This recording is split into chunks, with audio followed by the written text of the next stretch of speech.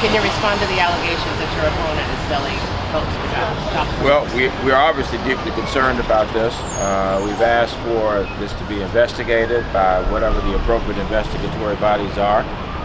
That, of course, would be the Board of Elections and Ethics, perhaps the FBI, and anyone else connected with the election process here in the District of Columbia. You know, we've heard concerns expressed before about inappropriate activity.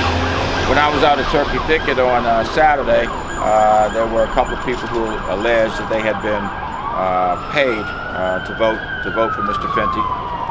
We turned that over then to the Board of Elections and Ethics. They told one of our poll watchers about that.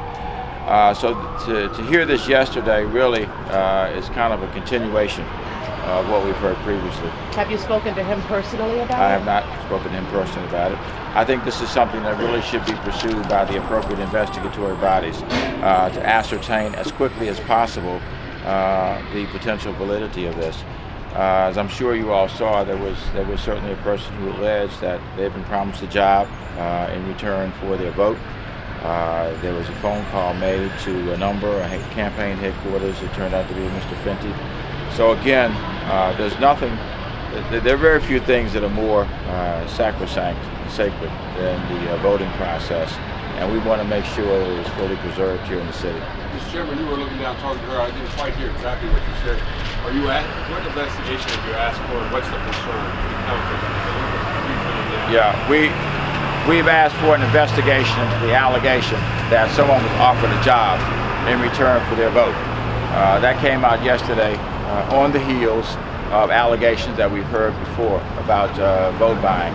So we think that this should be put to rest quickly, should be investigated immediately by the Board of Elections, FBI, and whomever else.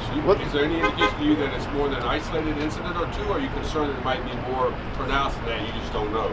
We really don't know, and we hope that the investigation, which should be launched immediately, will ascertain that.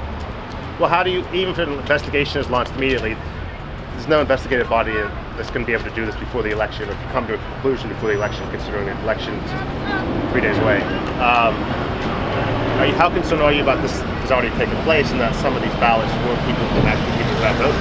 I'm very concerned about it. I think we just have to do the best we can in terms of asking these investigatory bodies to really move quickly, because at the end of the day, we clearly don't want a contaminated election, especially if it influences the outcome.